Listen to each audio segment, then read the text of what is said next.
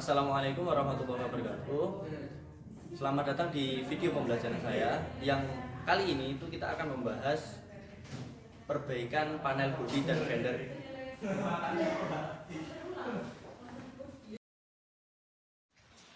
Sebelum kita masuk ke materi perbaikan panel-panel bodi, tentu saja kita harus tahu tujuan dari pembelajaran ini tuh apa gitu ya teman-teman. Oke, tujuan pembelajaran yang pertama itu diharapkan kita semua itu memahami fungsi komponen bodi kendaraan. Yang kedua, mengidentifikasi kerusakan pada bodi kendaraan. Yang ketiga, mengetahui alat untuk perbaikan ya, proses perbaikan bodi itu kita harus tahu alat-alatnya seperti itu. Yang keempat itu memahami prosedur perbaikan atau langkah perbaikan dari panel bodi itu sendiri. Yang kelima itu memahami keselamatan kerja. K3 itu sangat penting ya teman-teman ya.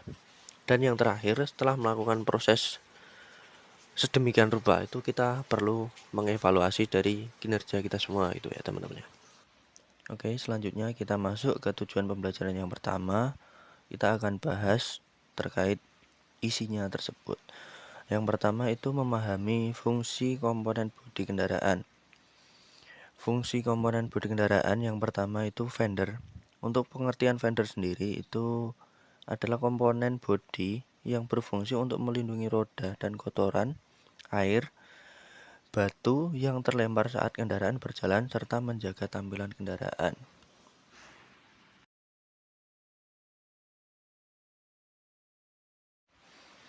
Oke, untuk selanjutnya itu ada panel pintu. Panel pintu ini ada banyak sebenarnya, ada 4, ada yang 2. Nah, untuk secara umum saya bagi itu menjadi 2, yaitu ada panel pintu bagian depan sama panel pintu bagian belakang. Untuk bagian depan itu berfungsi untuk melindungi pengemudi untuk bagian sebelah kanan dan penumpang untuk bagian kiri, serta menjadi tempat mekanisme pintu seperti handle, kaca jendela, dan sistem pengunci.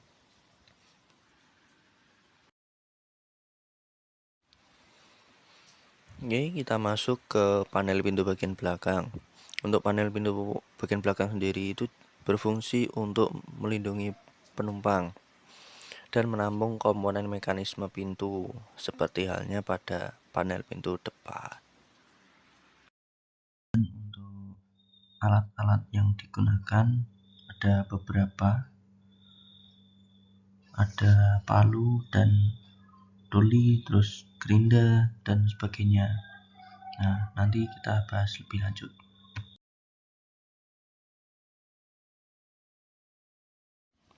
Nah, selanjutnya ketika kita punya kerusakan pada bodi kendaraan, tentunya kita juga harus mengetahui alat yang digunakan untuk perbaikan bodi tersebut. Nah, mungkin yang pertama kita langsung saja itu ada palu bodi. Palu bodi ini serangkaian dengan doli, yang dimana palu bodi dan doli ini digunakan untuk memperbaiki bentuk panel yang penyok dengan cara mengetok dan menopang logam agar kembali mendekati ke bentuk semula.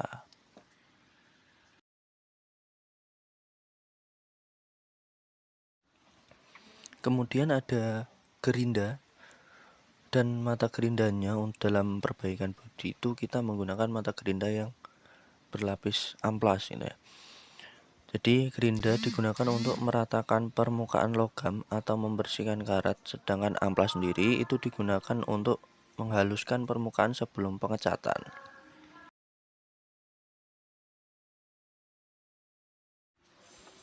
Untuk mengetahui ukuran serta berapa banyak bahan yang akan digunakan dalam perbaikan, tentunya kita punya alat ukur yang harus kita gunakan, yaitu ada jangka sorong.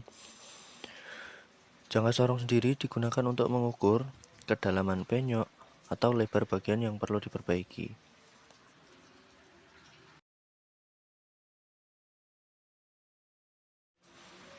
Alat selanjutnya itu ada meteran. Meteran ini digunakan untuk mengukur panjang kerusakan yang terjadi, bisa panjang goresan dan yang lainnya.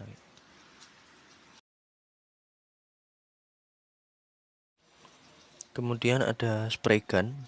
Spray gun ini digunakan untuk menyemprotkan cat pada permukaan kendaraan sehingga menghasilkan lapisan cat yang merata gitu. Jadi setelah melalui proses diperbaiki tadi, kita perlukan pengecatan ulang ya kembali supaya warnanya itu kembali ke semula atau sama lah gitu.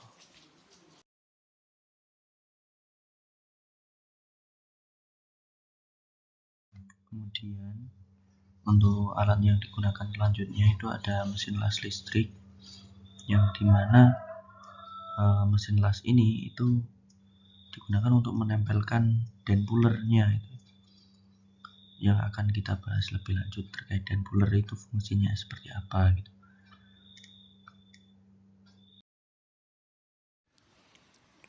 Untuk peralatan yang digunakan selanjutnya itu ada denpuler ya. Denpuler ini digunakan untuk menarik bagian panel yang penyok tanpa harus membongkar seluruh panelnya kendaraan itu sendiri.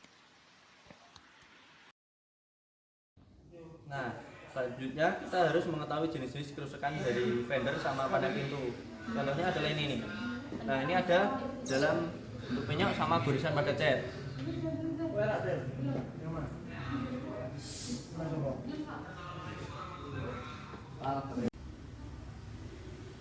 Selain itu ada satu jenis kerusakan lagi, yaitu adalah berupa karat, yang dimana prosesnya cukup lama ya untuk perbaikan selanjutnya.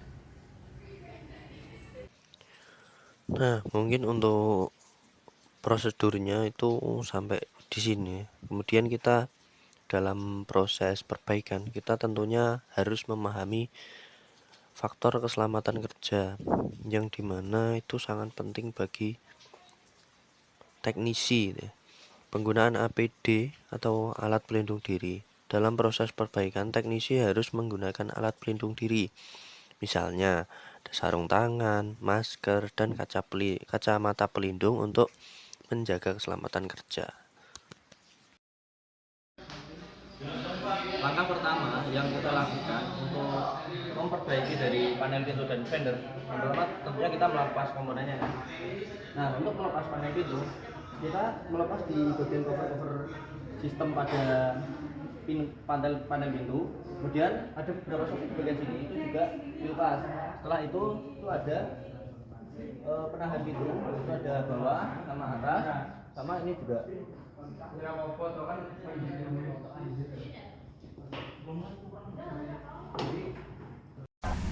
Selanjutnya ini adalah proses perbaikan menggunakan palu bodi, yang dimana doli sebagai landasan dan palu untuk mengetuk bagian-bagian yang memang diperlukan.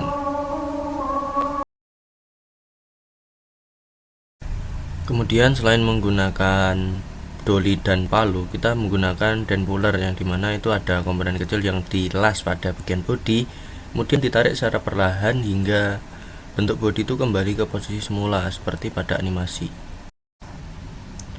Langkah yang ketiga itu ada proses pengecatan. Nah, untuk proses pengecatan yang pertama itu kita dempul dulu, hasil dempul nanti diamplas menggunakan amplas halus sesuai dengan kebutuhan, dan selanjutnya itu akan dilakukan proses pengecatan ulang agar kembali ke warna seperti sedia kala.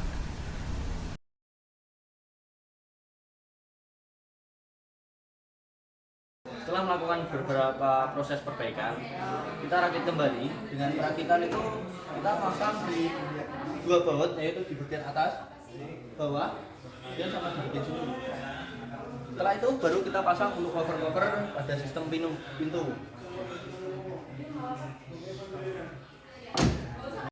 Sekian dari video pembelajaran saya terkait dengan memperbaiki panel pintu dan fender. Semoga bermanfaat. Wassalamualaikum warahmatullahi wabarakatuh.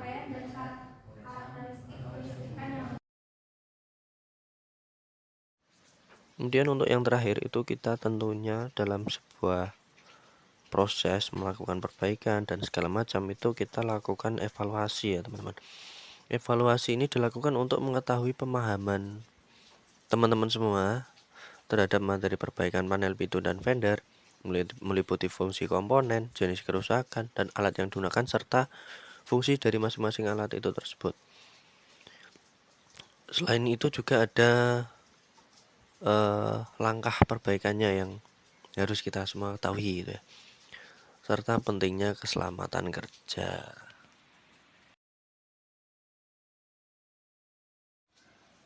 Nah, mungkin untuk pembelajaran kali ini kita sampai di sini terlebih dahulu ya. Kita bisa lanjutkan untuk di pertemuan selanjutnya.